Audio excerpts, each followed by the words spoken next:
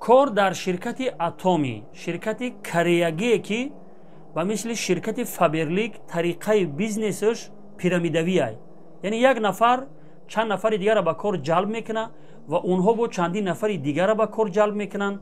خلاصه همین طور یک نفر یک کمند خودش تشکیل میکنه و از حساب اونها فایده به دست میاره. خب چنین شرکت ها زیادن، بینشون یگان فرقیت وجود نداره. کمی فرقیت ها وجود داره البته، یعنی شرکت فابرلیک پرویلوهای خودش داره، شرکت اتمی پرویلوهای خودش داره، ولی در عموم همون یک سیستم هست، سیستم پیرامیدوی. خب برای حرام بودن کار در چنین شرکت ها ما در نوار گذشتمون ما بیان کردیم که برای حرام بودن کار کردن، فایده آوردن در چنین شرکت ها دو علت وجود داره. البته دیگر علت ها برای حرام بودنش هم وجود داره، ولی دو علت اساسیش ما بیان کردیم که برای یک شخص ایماندار، برای یک شخصی که از روز حساب و جزا میترسه، همین دو علت برای حرام بودنش کافی است. کافی است که همین دو علتی که ما بیان کردیم از همین خیل راه حرام دست بکشن. خب کسایی که نوار گذشته ما رو تماشا نکردن که درباره حرام بودن کار در شرکت فابرلیک ما نوار گذاشتیم، در اونجا ما دو علت بیان کردیم، دو علت برای حرام بودنش، و ما میبینیم که همون دو علتی که ما بیان کردیم در همین شرکت اتمی هم دیده میشود. و همین خاطر ما با صراحت و با یقین گفته میتونیم که کار کردن، فایده به دست آوردن و دیگران را به این کار حرام جلب کردن از جمله گناهان کبیره به شمار می رود.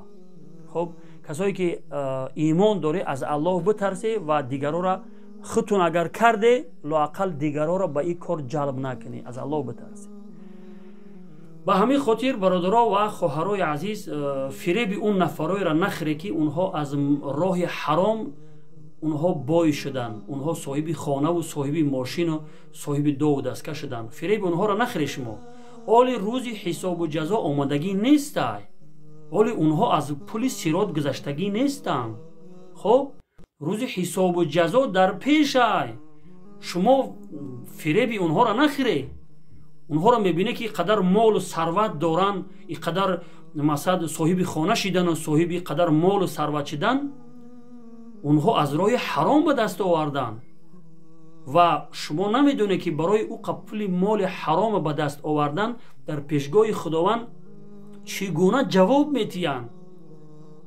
شما فریفته و فریب او سرتیفیکات حلالی که نشان میتین، فریب او را نخری برادرها و خواهرای عزیز.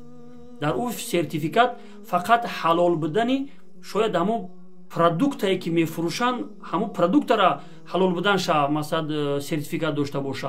ولی چطوری که ما در نوارهای گذشتمون بیان کردیم، در نواری که همون حرام بودن شرکت فابرلیک، خب فقط دو علت برای حرام بودن کار کردن در چنین شرکت ها وجود داره و انسان هایی که به خدا و به روز حساب باوری دارن البته براشون همین دو علت بسنده است که از همین خیل راه حرام دست بکشن.